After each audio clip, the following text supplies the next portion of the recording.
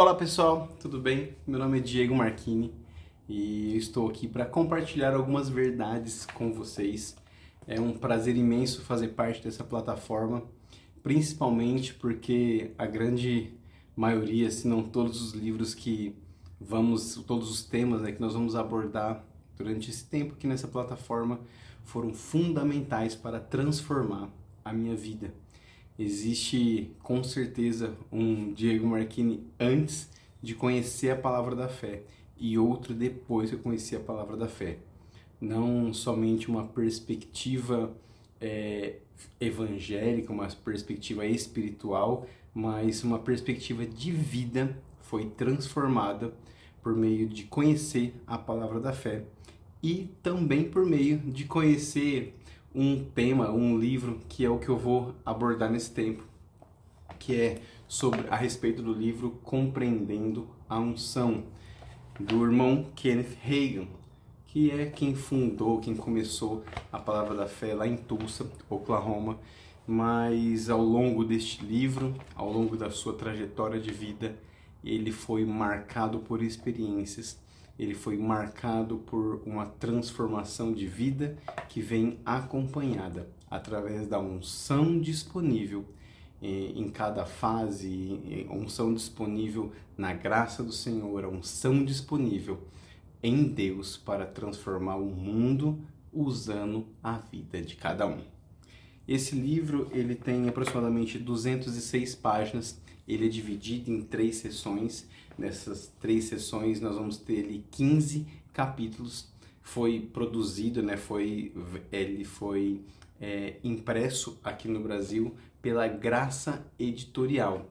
E ele vem não só cheio de conteúdo, mas cheio de inspiração, de maneira prática, objetiva, para que a gente possa, conhecendo ele ou entendendo a palavra por meio destes ensinos, ter a nossa própria vida transformada e também transformar a vida de outros. Então, no capítulo 1, ele começa mais a seção 1 falando sobre as definições de unção. A seção 2 é mais sobre as unções acerca dos ministérios, dos ofícios ministeriais. E a seção 3 é sobre a prática, sobre a unção, como ela funciona em nós hoje em dia. Então, no capítulo 1, nós temos uma abordagem sobre a unção individual. Então, o autor vai dizer ao longo desse livro, ou especificamente ele começa afirmando que a unção ela é uma capacitação de poder, é um poder vindo do alto. E nós víamos que na antiga aliança, no Antigo Testamento, esta unção já estava disponível. Porém, ela era mais vista ou ela era mais aplicada sobre 3 tipos de pessoas, sobre 3 classes de pessoas, que eram eles: reis, profetas e sacerdotes. E esta capacitação vinha para que o sacerdote fizesse mediação do povo com Deus.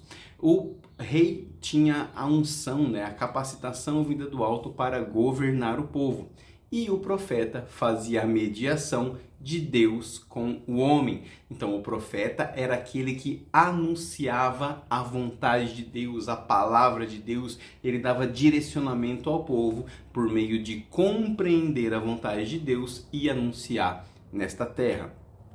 Hoje em dia não funciona bem assim, porque hoje em dia a unção ela é disponível para todo mundo. Deus unge profetas hoje em dia, sim, mas não semelhante na antiga aliança. Na antiga aliança o profeta era chamado de vidente, na nova aliança todos nós temos o espírito do profeta dentro de cada um.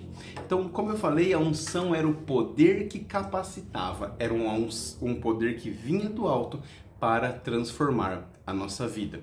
Chegamos então no capítulo 2, e no capítulo 2 ele vai abordar a questão da unção por dentro. Então, quando eu falo sobre unção, eu falo sobre capacitação de poder. Capacitação de poder é um poder que é disponibilizado para que a gente possa usufruir com um fim específico. Então, a Bíblia fala sobre 2 tipos de unção especificamente. Uma é a unção dentro, que é o que nós vamos ver agora. Outro é a unção sobre, que nós vamos ver daqui a pouquinho. Então, a unção dentro é o Espírito Santo dentro de mim, e o Espírito Santo dentro de mim serve para que eu possa me desenvolver como crente, desenvolver e manifestar os frutos do Espírito, desenvolver e manifestar uma mudança de caráter, uma mudança de postura, para que eu possa me tornar um cristão, um crente melhor. A unção sobre é uma capacitação vinda do alto com o objetivo de alcançar o outro, com o objetivo de que eu possa usufruir do poder de Deus para transformar a vida de outra pessoa. São duas experiências distintas. Eu gosto muito do exemplo do copo d'água que ele dá. Um exemplo uma coisa é um copo vazio. Imagina que o copo vazio seja você. Então, este copo está vazio, e quando você recebe Jesus como Senhor e Salvador da sua vida, quando você aceita Jesus, o Espírito Santo vem morar dentro, a unção do Senhor vem habitar dentro de você, e você se torna agora um copo cheio de água. Agora, uma outra coisa é este copo dentro de uma piscina. É água por dentro, é água por fora. É como eu e você, crentes cheios do Espírito, através da salvação e através do batismo com o Espírito Santo.